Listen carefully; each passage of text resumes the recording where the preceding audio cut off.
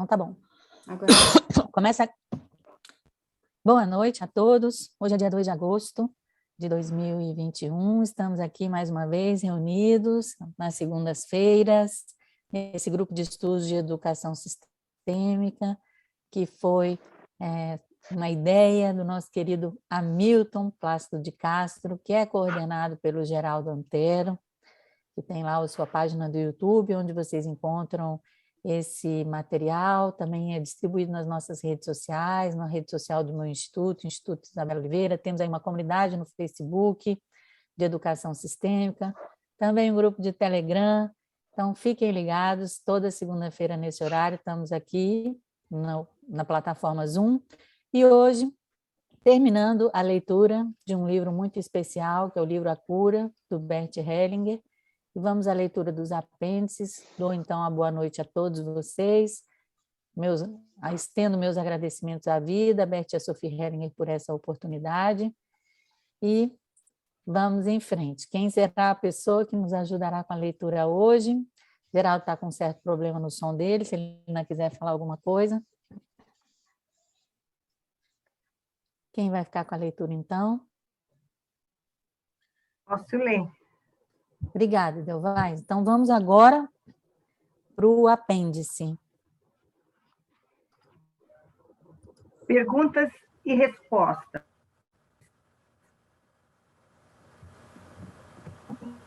Gostaria de uma pergunta sobre a doença de Alzheimer. Hellinger. Não tenho experiências com relação a isso.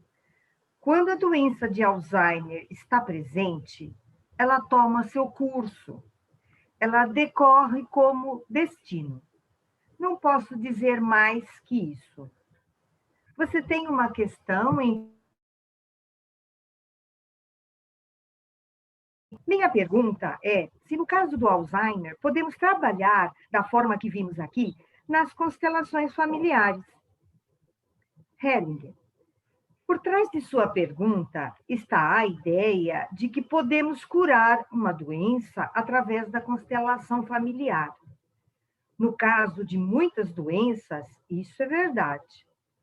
Neste caso, atuam outras forças que não estão em nossas mãos. Do contrário, as pessoas viriam até mim como se estivessem indo a um médico. Isso não é possível. Estou apenas conectado a um outro movimento. Sigo até onde ele me guia. Quando ele não me guia, paro. Não posso tomar nada nas próprias mãos.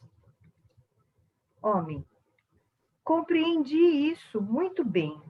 Mesmo assim, ainda pergunto se é possível trabalhar para amenizar a situação, sem ser presunçoso a ponto de querer curar a doença. Hellinger para o grupo. Ele não desiste. Para o homem. Eu me recolho. Tudo de bom para você.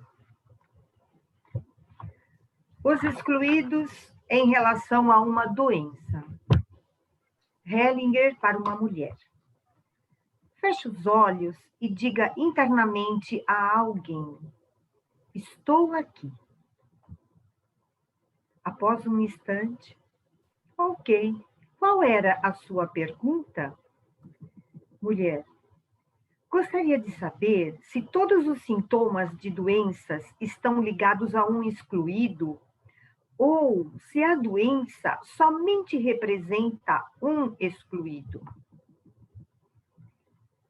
Ambos. Ambos. Um sintoma pode estar relacionado a alguém excluído e também representar um excluído. Não podemos, contudo, reduzir a doença a apenas a representação de um excluído. Muitas coisas atuam juntas. Olhamos apenas em uma direção hoje. Temos que permanecer abertos, ao mesmo tempo, para outras, ok? Mulher. Obrigada. Pecador duplo. Mulher. O que existe para curar problemas de mulheres que sofreram estupros na família já durante a infância? Hellinger. Direi algo provocante. Quem precisa de cura acima de tudo? Quem se irrita com isso? Esses são os piores ofensores. Após alguns instantes, vi que você está melhor. Ela concorda com a cabeça. Aqui trata-se de uma ideia sobre a sexualidade que não reconhece que todas as formas de sexualidade constituem movimentos divinos. Todas as experiências sexuais são experiências divinas. Se concordarmos com isso, consideramos toda experiência sexual como estando a serviço da vida. Quando alguém tem a presunção de dizer isso é ruim, ele se coloca no lugar de Deus, todavia, sem amor. Por isso, as consequências dessas afirmações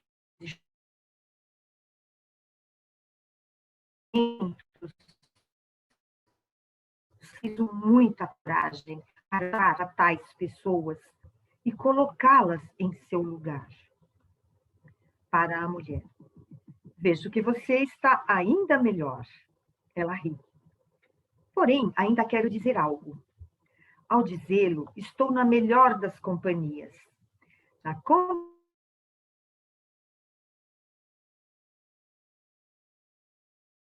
Como se lida com isso? Para o grupo. Devo contá-la a vocês? O grupo concorda. Vocês conhecem a história, mas não o pano de fundo exato. Para a mulher. Vou lhe contar a história. Ela ri e concorda com a cabeça. Jesus veio do Monte das Oliveiras e entrou no templo. Então os escribas e fariseus trouxeram uma mulher até ele. Disseram, ela foi pega cometendo adultério. Disseram a Jesus, está escrito na lei que ela deve ser apedrejada. E o que fez Jesus? Ele se abaixou, sem olhar para nenhum deles, e começou a escrever na areia. Porém, eles não desistiram. Aqui existem dois tipos de pecadores. A primeira pecadora é uma adúltera, a dita adúltera. Os outros também são pecadores. De que tipo? São assassinos. Desejam matar uma pessoa. Para a mulher. Agora, compare os dois. A adúltera e os ditos justos. Um justo que se considera justo é, em sua alma, quase sempre um assassino. Para a mulher. Como você está agora? Ela ri alto. Mas a história ainda continua. Os justos não desistiam. Então, Jesus se levantou e disse a eles, aquele que dentre vós estiver sem pecado, que atire a primeira pedra. Então se abaixou novamente e ficou escrevendo na areia. Então eles se afastaram, um após o outro. Primeiro os mais velhos. Após alguns instantes, Jesus se levantou novamente e viu que não havia mais ninguém ali. Então perguntou à mulher, ninguém lhe condenou? Ela disse, ninguém, Senhor, ninguém. Jesus disse, eu também não. Essa é a história. É uma história tão grandiosa que aqueles que a colocaram na Bíblia não suportaram essa grandeza. Já estava novamente um moralista em ação. Ele colocou palavras na boca de Jesus que não vieram dele, uma vez que não fazem o menor sentido nessa situação. O moralista colocou na boca de Jesus as palavras: não peque mais. Isso não é maluco nessa situação? Para a mulher. Ok, me esforcei para contar essa história. Sua pergunta está respondida? Mulher. Sim, obrigada. Ok, vamos falar sobre o que ele nos passou até agora, porque tem muita coisa aqui. E vamos nos deliciar com as últimas páginas desse livro, né?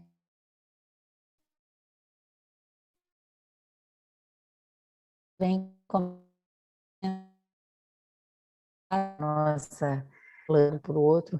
Ai, mas o que será que pode estar na dinâmica sistêmica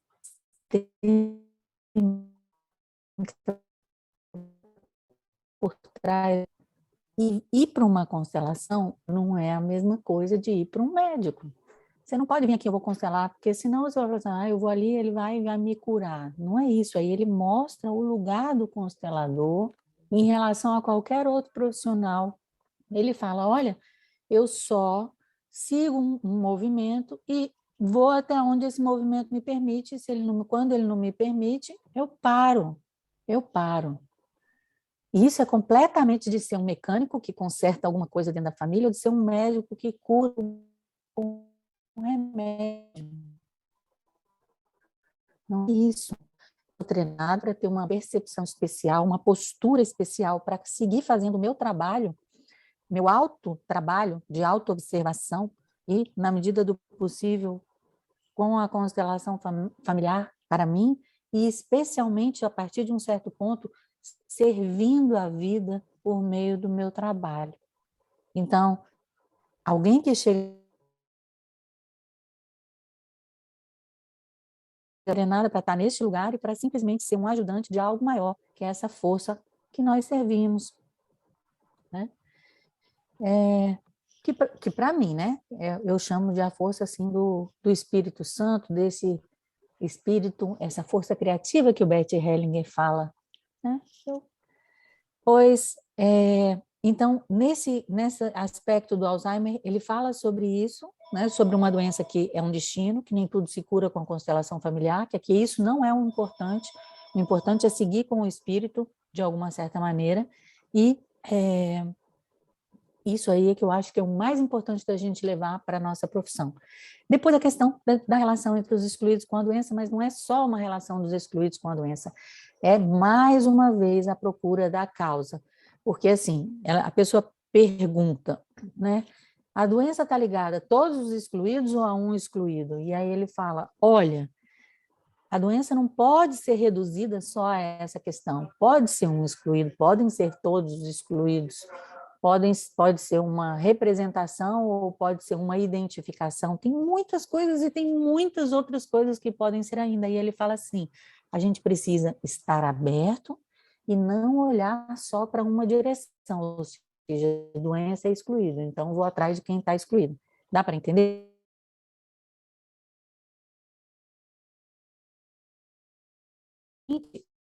Se for trabalho da constelação familiar, entre outras possibilidades de trabalho no mundo, digamos assim. É que ele pega, ele faz algo, né? Fecha os olhos, aí ele diga internamente para uma pessoa.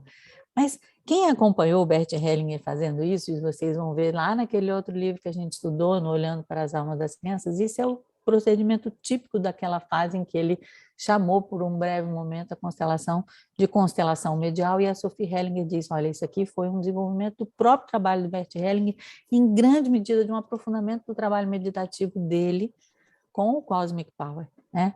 E aí, então, vocês podem perceber que ele não precisa nem dizer para a pessoa veja algo, quem é essa pessoa, ele já diz essa palavra, e essa palavra é aquela palavra que reflete o essencial para a alma dessa pessoa, né? Então, Basicamente, aí, vejam bem, conectando esse estou aqui com a questão dos excluídos, né? Vocês podem ver que eu pertenço, você pertence. De uma certa maneira, essa frase também diz eu vivo. E depois vem falar sobre a questão dos estupros, né? Aí o título dessa parte vai falar do pecador duplo. E Bert Hellinger, em mais de um livro, ele vai tratar desse tema, com certeza, mas em mais de um livro ele vai contar esse conto de Maria Madalena, né? Aí ele fala o seguinte, quando a pessoa chega contando sobre todos esses estupros que aconteceram na família, ele fala assim, olha, quem é que precisa de mais cura? Obviamente, galera, quem estava precisando de mais cura é essa mulher que estava perturbada com uma coisa que aconteceu e que ela estava julgando aquilo que tinha acontecido. Então, aí ele mostra a pessoa que se irrita com isso. Entendeu? Então, assim, é muito, muito importante entender o papel da indignação e como ela é essa lealdade à consciência restrita e qual é o papel que a constelação pode ter na transformação desse olhar julgador sobre algo que nós não sabemos de onde vem, nem por que se manifesta.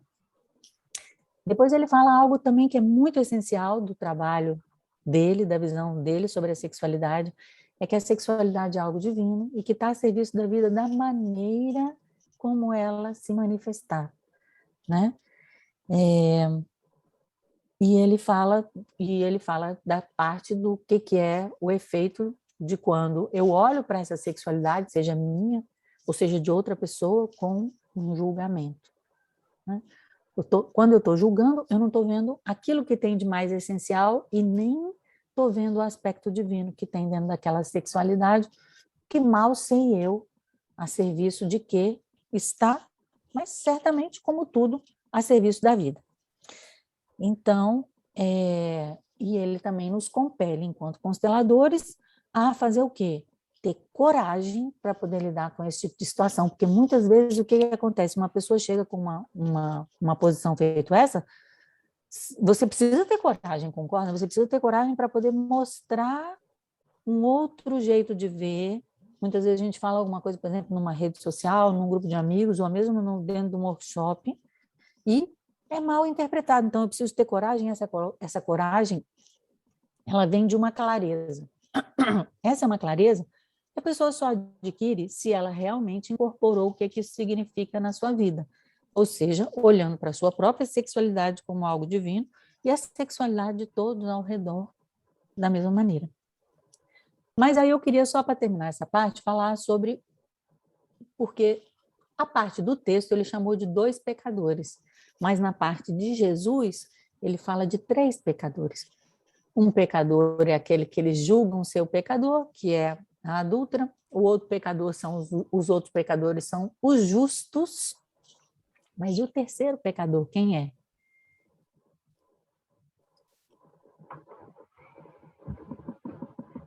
Quem é o terceiro pecador?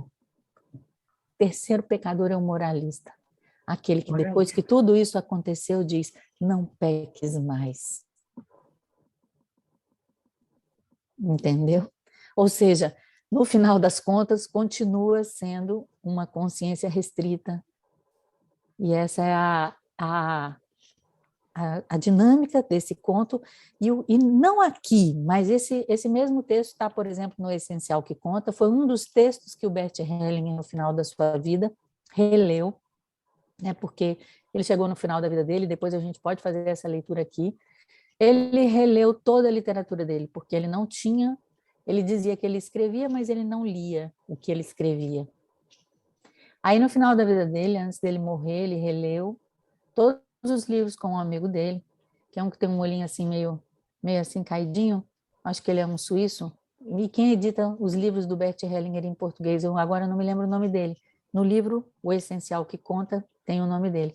Com esse amigo, ele releu todos os livros dele e foi percebendo, lendo e percebendo o efeito dos textos em si mesmo. E ele recolheu, se não me engano, 17 textos, agora não me lembro exatamente quantos, e fez esse pequeno livro que se chama O Essencial que Conta, que foi lançado na festa de aniversário dele de 85 anos. E um dos textos é esse, da mulher adúltera. Então, com certeza, é um texto essencial, que conta algo muito essencial para a nossa alma, que é aquilo que nos conduz para além do julgamento, especialmente da sexualidade.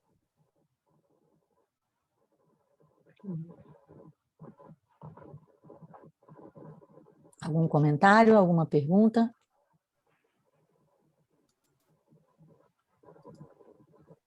Então vamos em frente. Tem a Renata com a mãozinha erguida. Então vamos lá. Professora Isabela, boa noite. Boa noite. É possível fazer constelação para pessoas que têm deficiência mental? Sim, sim, é possível. Tudo com limites. E de um modo geral, Renata, eu mesmo já trabalhei em clínica psiquiátrica. De um modo geral, não é a pessoa. A nossa ajuda não é para a pessoa, é para aquele sistema. Entende? Então, de um modo geral, dependendo do tipo de questão que a pessoa tiver, a gente come pelas beiradas. A gente trabalha com a família. Mas sabe o que acontece? Temos dois obstáculos. Primeiro, a família acha que o problema é a pessoa que tem o sintoma, que apresenta o sintoma. Então, ela não tem problema nenhum. Segundo, que os próprios médicos, isso são palavras do próprio Bert Hellinger, dizem que os próprios médicos, que são psiquiatras, muitas vezes têm na sua própria família pessoas com graves problemas mentais, ou então, e também, muitas vezes, problemas de assassinato dentro da própria família, ou seja, tem a dinâmica básica da psicose. Mas, o que eu posso te dizer? De tudo que você já aprendeu comigo, já me viu aqui, fazendo tanto aqui como em outros cursos, você pode perceber que tem coisas muito simples que podem ser feitas e muito eficientes. Por exemplo, se a pessoa dá conta, feche os olhos e diga alguma coisa, né? Ou você pode também trabalhar com a pessoa na conversa, se a pessoa dá conta de conversar, você está entendendo? Com pequenas representações, né? Porque os objetos são representações do mundo interno, né? Isso dentro de um ponto de vista psicoterapêutico. Você também pode trabalhar com âncoras. Então, sim, podemos, mas cada caso vai ser um caso e vai exigir uma sabedoria, né? E nesse caso especificamente, eu diria que ou você vai ser alguém que tem uma experiência nisso, né? Aí talvez melhor até que a pessoa também seja psicóloga, ou também ela se une com um conjunto, né? Pelo menos no começo. Depois, com certeza, sigamos como o nosso professor nos ensina, né? Então, sempre pequenininho, né? Bom, espero ter contribuído de alguma maneira.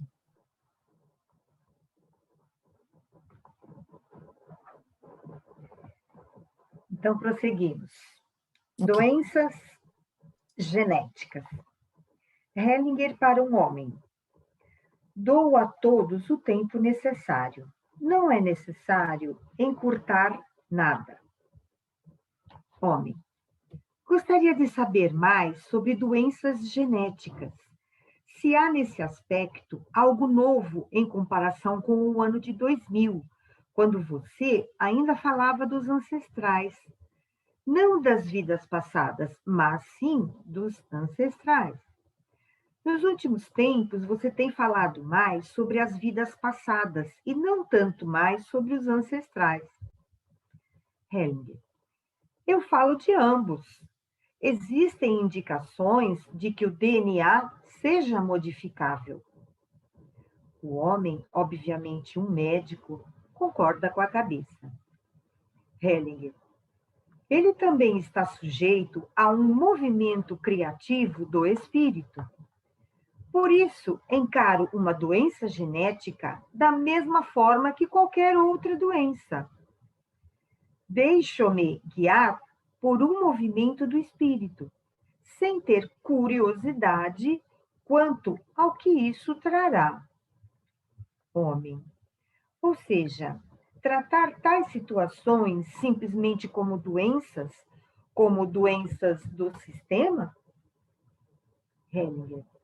Tome isso como uma situação por trás da qual atua um amor do espírito por aquele que possui a doença. Aí sou bastante cuidadoso. Permaneço na devoção, sem agir de forma arrogante. Utilizarei isso no exercício com a boa percepção, com a percepção criativa. Você pode imaginar isso? Farei isso com um pequeno exercício, como um pequeno exercício com você. O que acontece se deixarmos de fora a palavra genética? Você percebe a diferença em sua força e a diferença em seu amor? Após o homem pensar por um longo tempo para o grupo, ele acabou de ter uma recaída para o homem. Posso deixar assim? Homem. Sim. Hellinger. Ok. Tudo bem. Medo e raiva. Mulher. Tenho uma pergunta especial. Está tudo misturado, mas tentarei formular. São duas emoções que se misturam muito e são muito intensas. O medo e a raiva simultaneamente, no mesmo instante. Hellinger. É a mesma coisa. Muitas vezes, o medo é a defesa da raiva.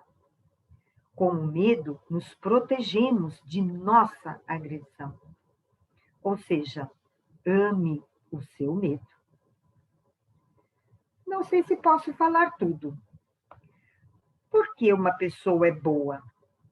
Muitas vezes, para poder esconder sua agressão. Para o grupo. Vocês estão me acompanhando? Quando sabemos disso, somos bons de uma forma mais humilde. Mulher. Vou dar um exemplo. Não sei se posso contar isso. É uma experiência que vivenciei. Hellinger. Ok. Mulher. É uma experiência bastante simples, na verdade, mas muito marcante para mim. A eutanásia de um cachorro. Desde sempre penso nisso. Hellinger. Era o seu cachorro? Mulher. Era o cachorro da minha mãe. Hellinger. Isso possui consequências extensas para você, porque você amava o cachorro. Você o amava. Ela concorda com o rosto transfigurado. Hellinger. O cachorro está a seu lado e diz: obrigado. Ela concorda com a cabeça e sorri. Hellinger. Tudo bem? Mulher. Obrigada. Eutanásia. Hellinger para o grupo. Gostaria de dizer algo mais nesse contexto. Tivemos um curso em Sevilha. Alguém perguntou se podia ajudar um doente grave a morrer, caso esse pedisse. Eu disse: existem situações nas quais talvez seja certo fazer isso. Depois, contei isso à minha esposa Sophie. Ela me disse que tivera um cachorro que ficou muito doente. Ficou pensando se devia sacrificá-lo. Ela perguntou-lhe diversas vezes: devo ou não? O cachorro sempre respondia que não. Quando aquilo se tornou realmente pesado para o cachorro, ela o sacrificou. Isso assombrou a sua alma durante um ano inteiro. Ela percebeu que não podia ter feito aquilo. Numa situação similar, mais tarde, ela deixou que o cachorro tivesse sua própria morte. Essa é a postura básica a ser tomada aqui. Concordamos com que cada um tenha a sua própria morte. Apenas sua própria morte é capaz de consumá-lo. No mesmo curso em Sevilha, surgiu durante uma constelação uma situação na qual satisfazer esse desejo de alguém podia ser a coisa certa a fazer. Contudo, nunca por piedade, e sim em sintonia com a alma da pessoa e com a prontidão para experimentar por si mesmo o que aquilo custa a ela. Então, talvez seja adequado. Expliquei isso com mais detalhe, pois temos posturas diferentes perante a nossa morte e a morte de outras pessoas. Todos são levados à morte por uma outra força. Ela assume o comando, independentemente do que a morte venha a nos custar. Nossa morte e a morte dos outros.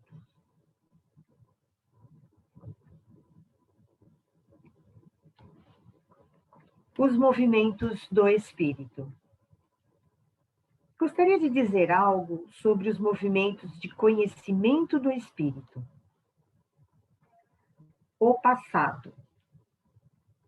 Possuímos várias ideias segundo as quais nos orientamos. Por exemplo, determinadas ideias sobre uma doença, determinadas ideias sobre nossa vida e sobre a duração de nossa vida. Também possuímos imagens definidas sobre uma organização ou uma empresa. Imagens definidas do passado nos mostram a forma como o passado atua sobre o presente. Considerar que, para cada problema, existe uma causa específica, uma origem, é um movimento básico, bastante difundido, seguido por nós em nosso trabalho. Muitas vezes, realmente, se apresenta uma origem determinada. Qual é o efeito? Somos controlados por essa ideia. Por exemplo, quando interpretamos algo no sentido de isso tem a ver com aquilo, porque isso faz com que sejamos controlados conforme algo passado.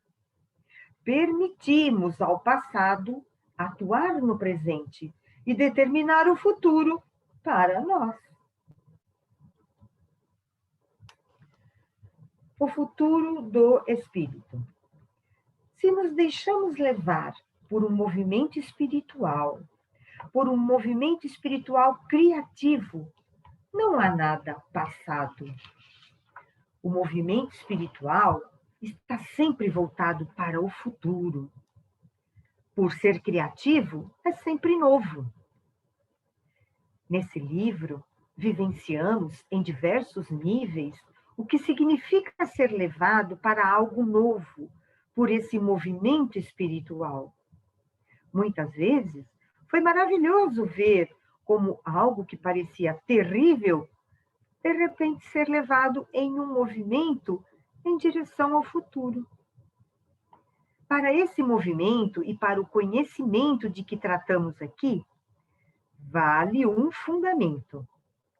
Ele é o fator revolucionário nessa forma de procedimento. Sabemos que somos capazes de compreender, por exemplo, o que é a causa de algo. Todos esses movimentos em direção ao conhecimento são voltados para trás, para algo que já está aí. Não há nenhuma força neles. E podemos sentir isso imediatamente em nós. O passado não pode ser criativo, pois é passado. Há ainda um outro movimento de conhecimento. É um movimento do espírito. Quando entramos em sintonia com esse movimento, somos levados nesse outro movimento de conhecimento. Que tipo de movimento de conhecimento é esse? É o conhecimento não daquilo que está aí, mas daquilo que vem, daquilo que é novo. Entramos em sintonia com um movimento do espírito que é criativo, mas sem que possamos imaginar a direção. Esse movimento de conhecimento não prevê. Ele não possui um destino que desejamos ou possamos alcançar a partir de nós. Como entramos em sintonia com esse movimento? Como ele nos movimenta? Ele nos movimenta até o próximo passo, apenas até o próximo passo. Assim, criativo significa ainda não sei de nada, mas de repente possuo conhecimento para o próximo passo. Apenas para o próximo passo. Assim, caminhar com o Espírito significa para nós se entregar totalmente a um movimento, sem saber para onde ele vai. Somos guiados de um momento para o outro. Essa entrega é glorificação. É a entrega total a um movimento criativo no qual nossas barreiras são destruídas e no qual nos dissolvemos nesse outro movimento. Nesse movimento, tudo é bom, tudo leva adiante. O resultado, quando seguimos esse movimento, é o amor.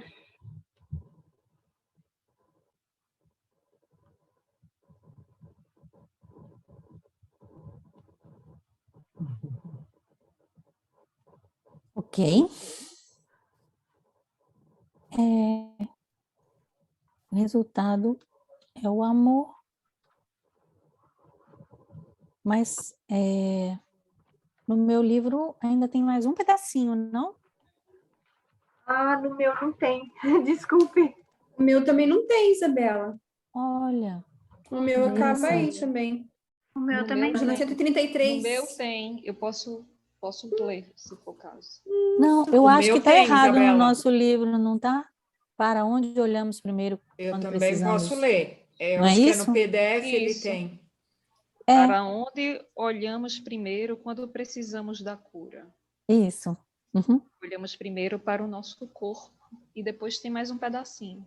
Por favor, vamos ler esse pedacinho. É no corpo, acima de tudo, que buscamos o alívio. Além de nosso corpo, nossa alma e nossos sentimentos também desempenham um papel importante na cura. Também devem ser tratados de uma boa maneira. Muitas vezes, sentimos a dor na alma de forma ainda mais intensa que as dores corporais. A quem obedece a nossa alma? De onde obtém a fé na cura do corpo?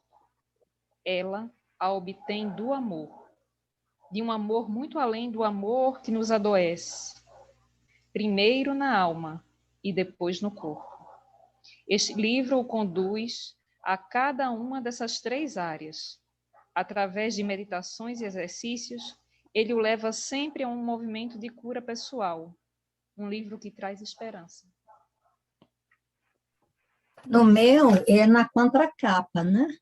Ah, muito obrigada. Então agora a gente está Esclareceu. entendido. Esclareceu. Porque a gente estava com o PDF e isso ainda tinha no na final. contracapa. Muito Agora obrigada, achei Delva. também, ó. Dulce. Obrigada. Agradecida, Dulce. Nada, gente. Eu fui olhar, isso. falei, gente, será que a outra edição? Aí eu virei aqui, está na contracapa. Muito lindo, muito lindo, muito lindo. Esse é dos livros mais lindos. Vocês podem perceber que é a sabedoria de uma vida destilada, um homem que trabalhou a vida inteira com a cura das almas, ia conduzindo as pessoas a partir desse lugar, né? Vamos ver aqui em que ano que ele editou esse livro. Então, assim, para que vocês tenham noção da relevância desse livro dentro da obra dele, por mais que ele seja pequeno, é importante a gente voltar. É de 2011, ele falece em 2019.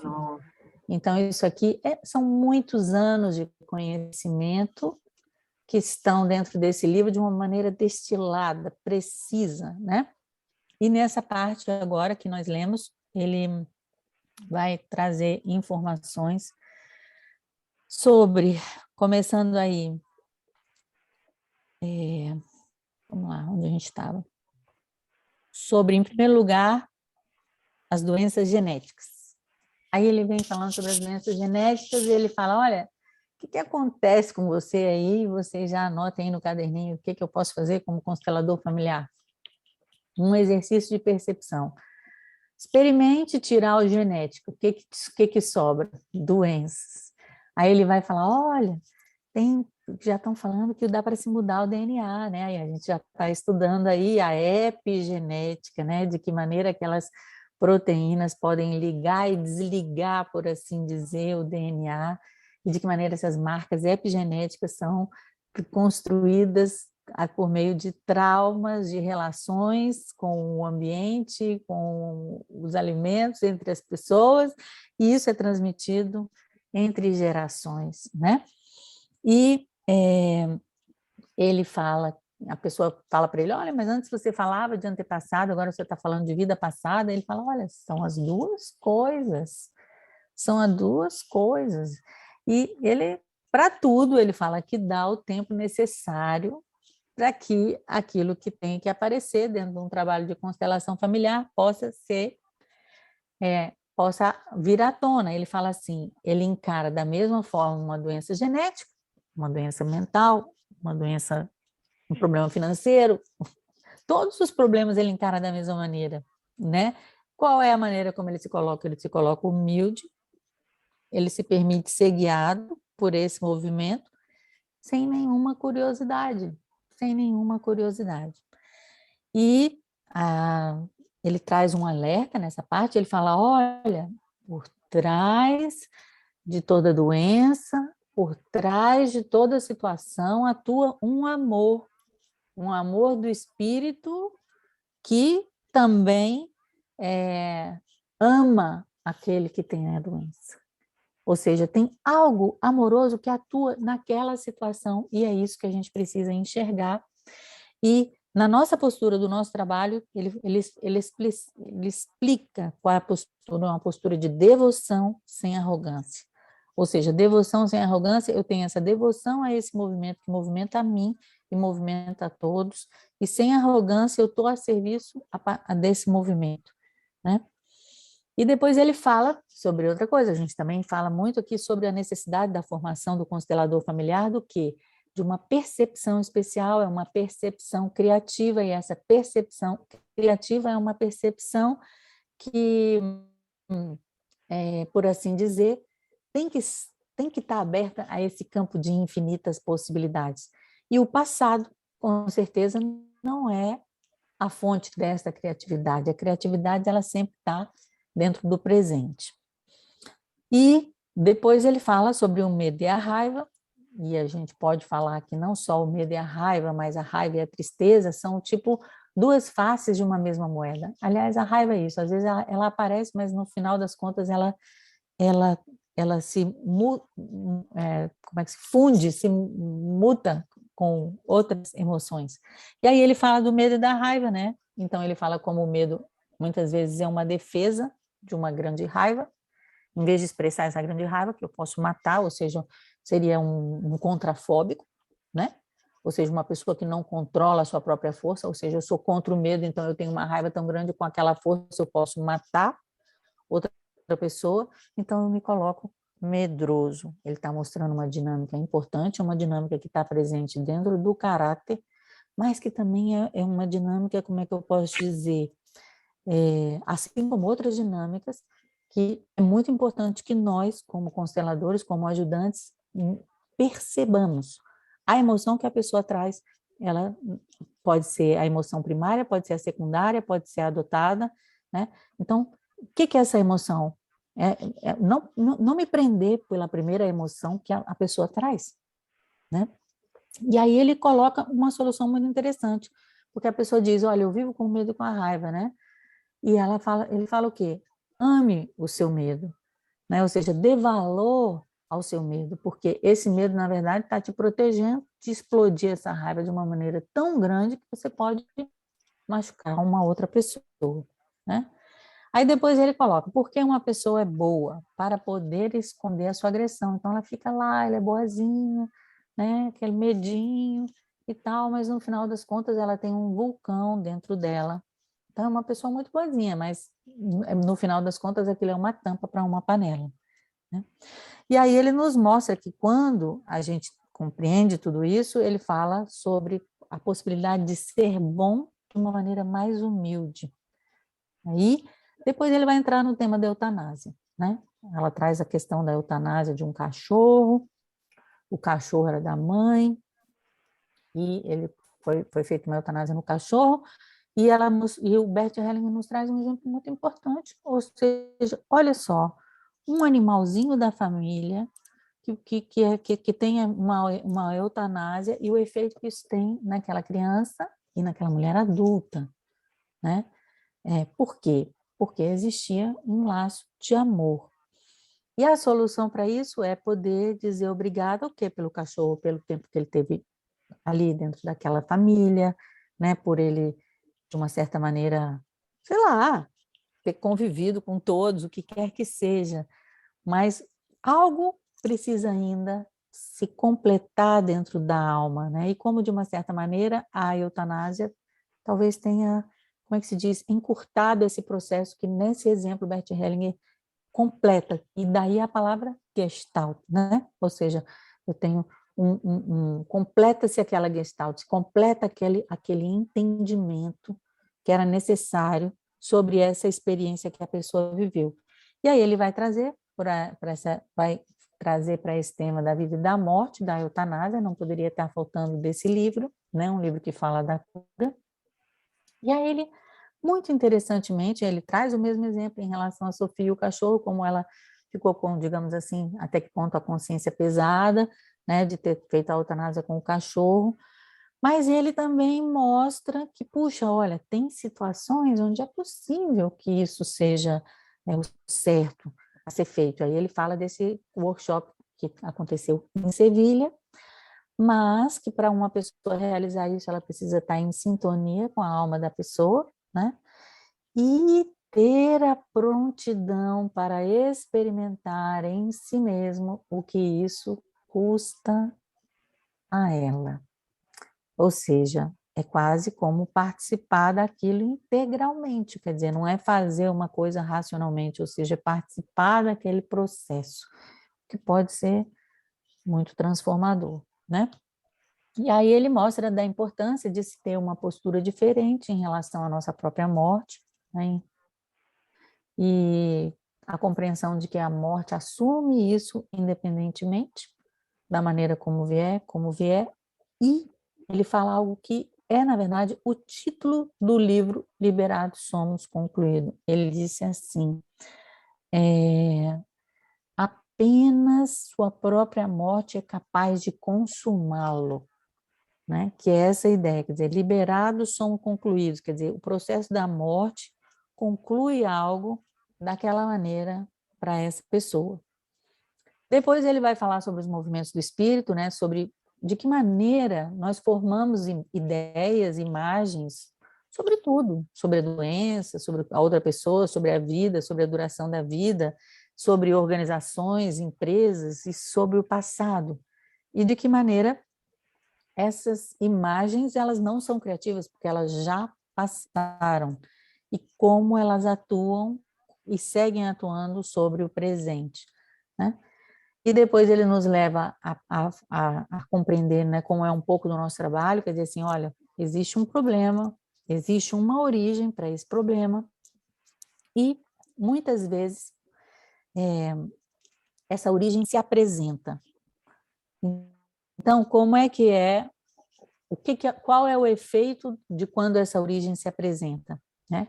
Eu posso olhar para essa origem e falar, eu sei qual é a causa, era um problema que aconteceu numa geração passada, ou foi o problema com o pai. Mas quando eu faço isso, ele está mostrando para nós, olha, isso é uma tentação, não caia dentro dessa tentação. Porque quando eu faço isso, eu digo, eu sei qual foi a causa, eu estou permitindo, de uma certa maneira, que o passado determine o futuro. Ou seja, mesmo quando essa origem se apresentar, eu preciso ser capaz de soltar essa origem, de não ter certeza de que era isso, de não importar se era essa mesma a origem ou não. Eu apenas faço o meu serviço com devoção, sem arrogância. E depois ele vem falando aí sobre o futuro do espírito, aí que é justamente em vez de buscar origens, causas, onde veio o problema, a gente vai para um lugar onde a gente sabe que ser efetivamente criativo é algo que é sempre novo, sempre novo. E o que significa ser levado para esse algo novo? Bom, aí ele nos mostra que existem dois movimentos, né? Existe um movimento de conhecimento, que é esse que nos leva a poder compreender o que é a causa de alguma coisa, e existe esse outro movimento, que é esse movimento do espírito, que a gente não sabe exatamente o que houve, mas está disponível para o que vem. A gente se sintoniza com esse movimento do espírito, sem prever, sem ter curiosidade, e ele nos movimenta até o próximo passo, e nós podemos também contribuir que uma outra pessoa movimente até o próximo passo. E Bert Hellinger nos mostra que é esse o caminhar com o espírito, é um caminhar sem saber para onde a gente vai, como se fosse acendendo a luz de cada próximo passo, que nos exige uma entrega, uma confiança total, e que ele fala o seguinte, aí ele traz que a partir dessa confiança as nossas barreiras são destruídas, existe um momento em que nós nos dissolvemos nesse movimento, olha só, tudo é bom, tudo leva adiante, e o resultado é o amor. Eu vou repetir. Nossas barreiras são destruídas à medida que você toma consciência das suas barreiras, das suas dificuldades, e você consegue se soltar e seguir para esse novo, com devoção, com entrega total, consciente do próximo passo quando ele aparecer, você vai dissolvendo essas barreiras. E quando a gente vai dissolvendo essas barreiras, obviamente a gente vai dissolvendo uma parte de nós mesmos, ou de uma certa identificação com nós mesmos, com algo mais fixo, né? A outra coisa, essa começa a acontecer. Tudo é bom e tudo leva adiante. Ou seja, aí vem sim uma concordância real, porque eu começo em vez de ficar lutando como uma criança em relação a uma barreira, não, essas barreiras vão se dissolvendo, uma parte velha de mim, um jeito ser de velho de mim vai se dissolvendo também, e eu começo a ver as coisas que estão acontecendo comigo como sendo boas e como sendo coisas e situações, experiências que estão me conduzindo adiante, que vão me conduzir ao que ele nos ensina, nos mostra, ao amor. Então é isso, eu gostaria de agradecer a todos vocês que acompanharam aqui, todas essas leituras, nós aqui tivemos, se não me engano, foram 8 ou 9 aulas, né, que estão aí disponíveis no YouTube do Geraldo. E ainda, antes de encerrar, gostaria de saber se tem algum comentário ou alguma pergunta. Mas também passar a palavra para o Geraldo. Isabela, o que você acabou de falar agora sobre essas barreiras, poderia ser os padrões que repetitivos, poderia ser alguma barreira?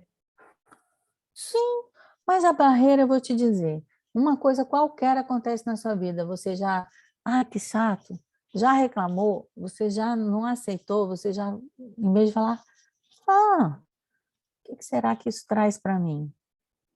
Tá entendendo? Com certeza, as coisas repetitivas que têm a ver com o nosso caráter é repetitivo. A neurose é a repetição de algo que fica lá, o cachorro comendo rabo o tempo.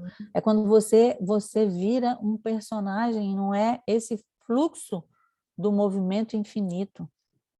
Então, uma barreira pode ser um caráter, uma barreira pode ser um padrão repetitivo da família, uma barreira pode ser uma característica que você tem.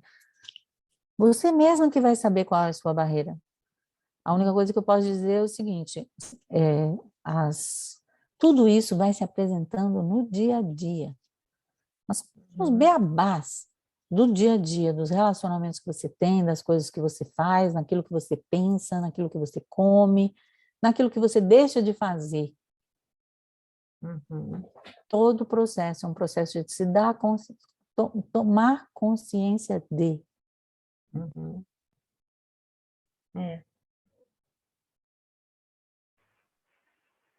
Eu vejo a Josiane. Josiane. Posso perguntar sobre um pouquinho mais no início da aula, porque eu estava em viagem e daí no carro estava complicado de perguntar. Pode ser? Com relação ao abuso, ao estupro, né? Digamos assim, de uma criança, né? Ali diz que toda relação sexual está ligada, está a serviço da vida e não deveria... Divina. Alô? É divina, é mais do que a serviço da vida. É divina e está a serviço da vida. Perfeito. Então, eu preciso de uma ajuda aí. Então, se isso está, por exemplo, acontece numa família, né? Você não deveria parar, então, isso, interromper, deixar que a criança seja, como se diz, abusada e aquilo continue, está tudo bem? Não, claro que não. Claro que não. Criança brinca com criança. Se ela vai ter algum tipo de experiência sexual, é com outra criança, alguma brincadeira de criança. Adulto brinca com adulto, é diferente. É engraçado, porque isso que você traz é algo que acontece com muitos temas dentro da Hellinger Ciência. A pessoa não entende realmente aquilo que o Bert Hellinger está dizendo. Não é porque não é errado, como é que eu posso dizer assim, é que deva continuar acontecendo. Não é bem assim, é tipo assim, e faz bem, tem um adulto tem outra, como é que eu posso dizer, outra compleição, eu não sei como dizer a palavra, psicológica, tem outra maturidade, tem outras necessidades. Não é para uma criança continuar. Se ela vai brincar de como é que é, pera, uva, maçã, médico, isso, entre eles ali, isso é outra coisa. Porque a sexualidade é para a vida inteira. E ela está em cada fase de uma determinada maneira. E ela é muito importante. Sem a sexualidade fluindo bem, não existe cura. E por isso também a nossa compreensão sobre a sexualidade é tão importante para que a cura possa acontecer. Porque a sexualidade é uma energia vital, é a energia da própria vida. Bert Hellinger fala tanto, eu não sei se foi aqui, mas a carne tem uma sabedoria superior à do espírito. Não sei se eu me expressei certo, Isabela. A minha pergunta foi em relação a estupro, no caso, né? Ele está a serviço da vida também, certo? Mas então... Tá, mas aí a pessoa não vai para a cadeia porque faz isso? Entende? É diferente. Ela continua tendo a responsabilidade. O adulto que faz o abuso, ele continua tendo a responsabilidade e vai ter que ir para a cadeia. E vai ter que... Mas é diferente eu ir para a cadeia e dizer, vai para a cadeia, cumpra a prisão, você merecia mesmo era morrer, do que eu observar isso como uma coisa que algo muito maior promoveu que isso aconteça. E aí eu falo, olha, você tem que cumprir com a sua responsabilidade e com as consequências dos seus atos. mas eu vejo que houve algo muito maior, houve um amor que movimentou tudo, houve uma força que movimentou, que diante desta força, eu sou pequena, quem sou eu para atirar a primeira pedra? Ou a segunda, ou a terceira? Mas, no caso, a justiça, nesse momento, está fazendo um julgamento daquele indivíduo, certo? Pode fazer ou pode não fazer, aí já vamos para o Geraldo, que é na área do direito sistêmico. A ideia é que dentro do direito sistêmico você possa fazer um julgamento, dar uma sentença sem julgamento, por assim dizer. É possível apenas fazer cumprir a lei, mas sem o julgamento de que é algo errado, isso são coisas distintas. Meu Deus, é tão confuso para mim isso. Porque você ama. Porque eu amo. Vamos ver. E você ama aquilo que parece que é bom. Mas aquilo que parece que é bom se insere em algo maior, que vai além das polaridades. É isso que eu estou querendo te dizer. Você fica presa com um certo lado, mas eu estou dizendo, assumir a responsabilidade, assumir as consequências daquilo que foi feito. Pode ser feito, sem que você considere que aquilo é errado. Está entendendo? São duas coisas diferentes. Achar que é errado e a pessoa fazer o que ela precisa fazer, entendeu? Uhum. Eu vou então, tipo assim, filosofar. eu quebro o prato de uma outra pessoa. Eu vou lá e compro um outro prato e pago para aquela pessoa. Certo. Mas eu olho e falo assim, poxa, foi um acidente que quebrou aquele prato. Acontece. Algo maior fez com que aquilo acontecesse. Sim. Agora, é diferente de falar, você fez isso porque você... Isso ou aquilo outro. Entendi. Deu para entender? Mas aquele caso... É ver aquele erro como qualquer outro erro. É ver aquele Exatamente. erro como qualquer outro erro. Entendi agora o que você quer dizer. Mas exatamente. Não quer dizer que e ele vai cumprir com as consequências. Isso. Cada um com as suas consequências. Perfeito. Agora, muito importante, depois eu vou dar a palavra para você, Luzia, é especialmente a questão do incesto. Né? Porque no caso do incesto, o Bert Hellinger mostra que é uma relação triangular, que não existe um culpado ou um responsável, são dois, e na maioria das vezes esse segundo, Bert Hellinger chegou a falar, é a mãe, ele falava assim, ela é a culpada. No final da vida dele eu vi ele falando várias vezes, ou seja, ela é a responsável.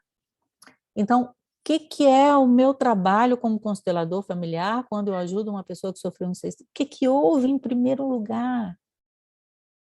Amor. Amor da filha em relação à mãe, que é o grande amor, em relação ao pai, em relação ao padrasto, em relação à família.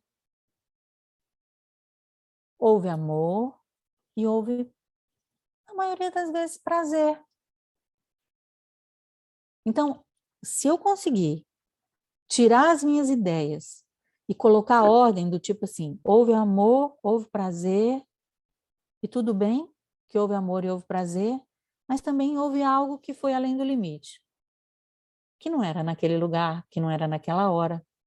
Então, esse além do limite fica com a responsabilidade de quem tem a responsabilidade. No caso de um incesto, fica com os adultos e a criança não tem nenhuma responsabilidade. E nela fica preservado o vínculo essencial, o amor essencial que a conduziu a isso, a se oferecer. Tipo assim, eu fiz por amor a você, a vocês. Ao sistema, muitas vezes, né, Isabela? Ao sistema, né?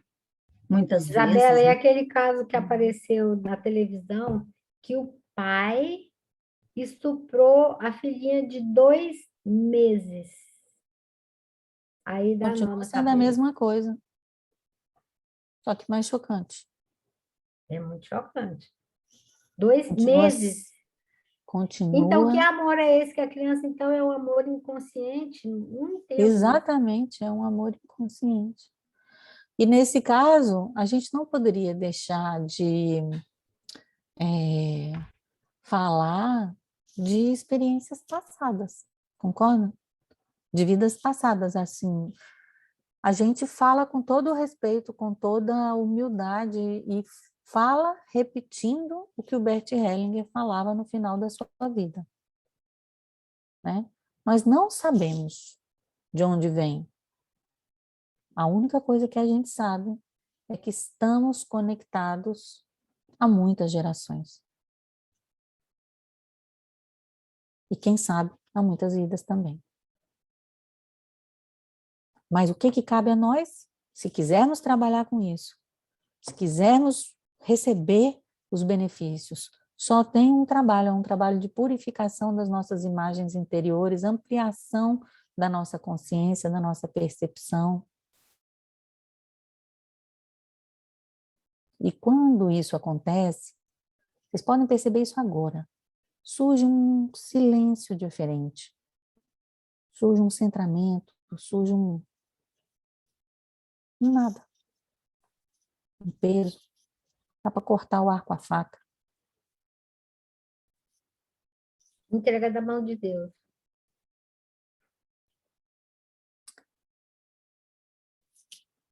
Ok. Mais alguém tem alguma pergunta, um comentário? Dulce. Isabela, eu ainda queria perguntar uma coisa sobre essa mesma questão.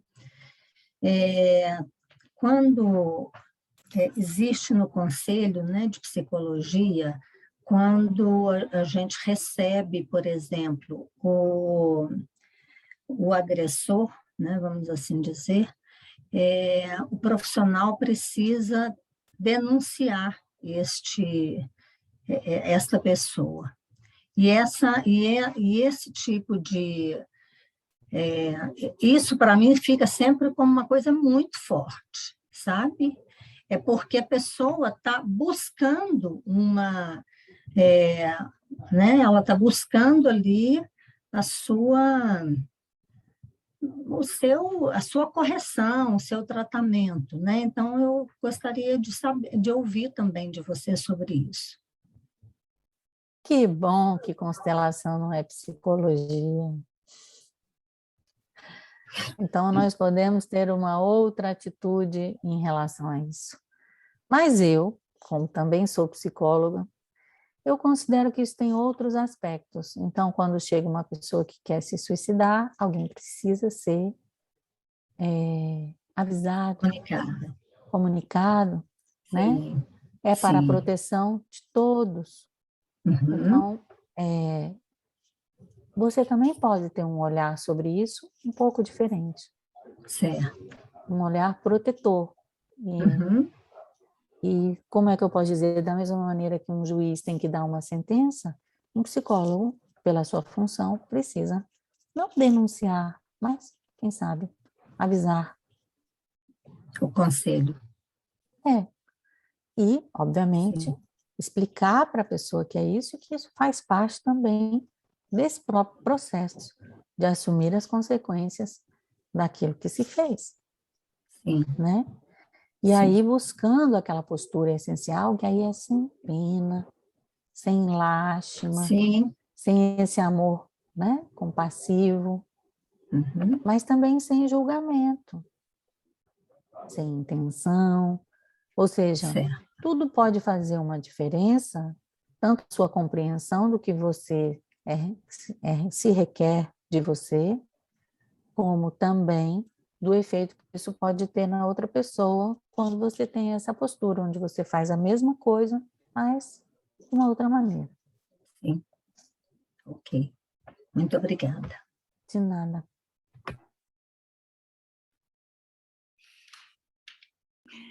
Isabela, veja só, eu tinha entendido, agora voltou meu cérebro de novo. Se a relação é divina, por que que a pessoa vai ser julgada, ou vai pagar, ou vai para a cadeia. Ela está contra o amor de espírito, ou o que é o certo. Nós, como sociedades, estamos montados de uma forma, então, como se diz, a julgar o certo e errado. Entendeu meu raciocínio, não? Não, não entendi, não. Mas eu vou te explicar novamente.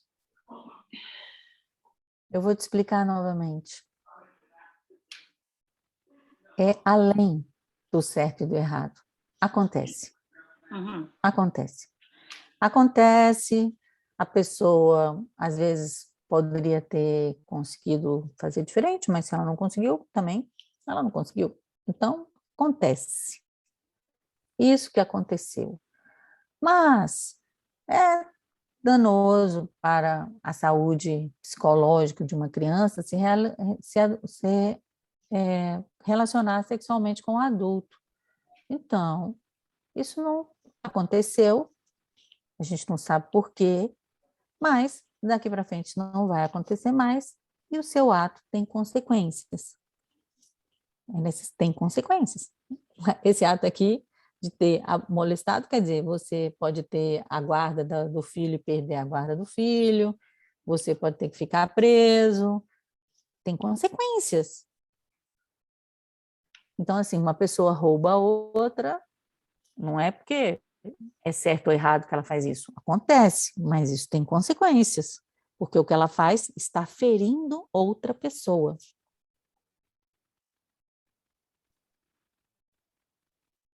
Certo, mas o roubo não é divino e a relação é divina, porque ela está a serviço da vida. Por que não seria divino? É uma compreensão muito pequena do divino, que ele seja só bom. O divino é aquilo que vai além do bem e do mal, que inclui o bem e o mal. Tudo o que acontece é divino. Porque está no controle dele, tá certo. Uhum. Tá. Ok?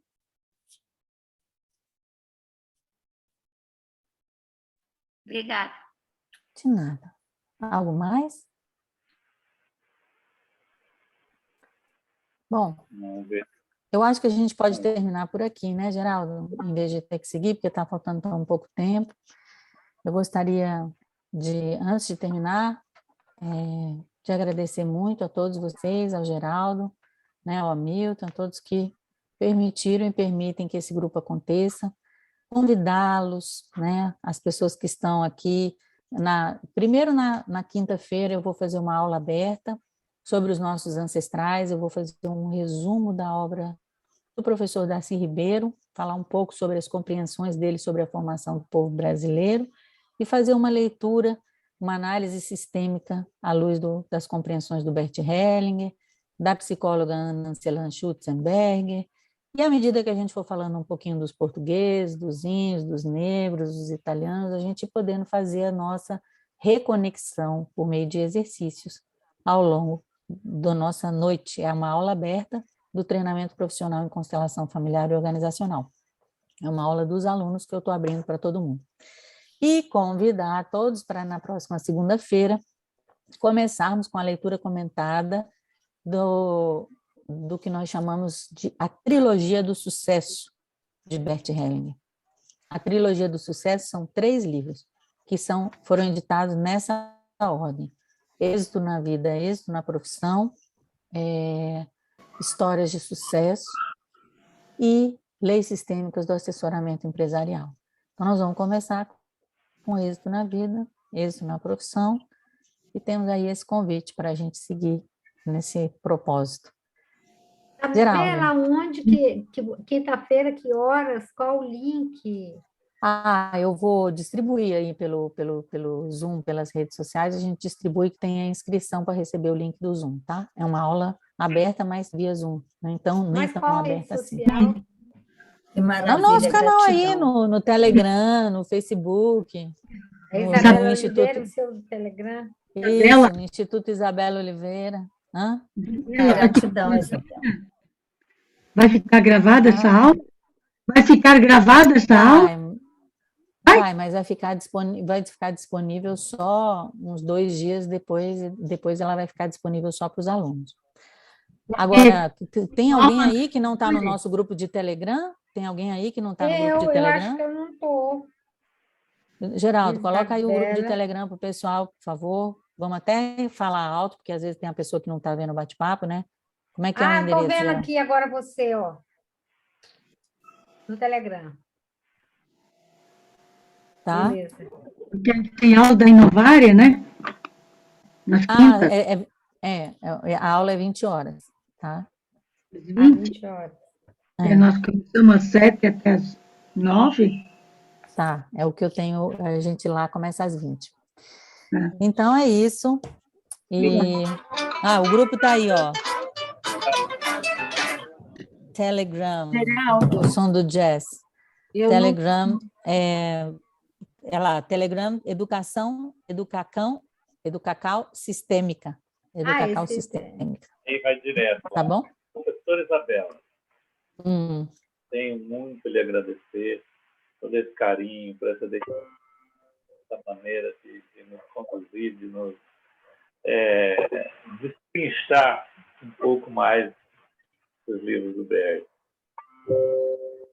Mãe, sejam. E nós temos muito a agradecer pela senhora, pela sua presença em nossa caminhada. Eu acredito que em nome do grupo, em nome de todos, só temos a agradecer. Muito obrigado, graças mesmo por tudo isso. E Força para seguir, pessoal. Até semana que vem. Bora lá. Gratidão. Palmas para nós. Mais um livro. Gratidão. Gratidão Palmas pra demais, nós. Isabela. Gratidão. Gratidão. Gratidão. Tchau. Até semana que vem. Tchau. Tchau.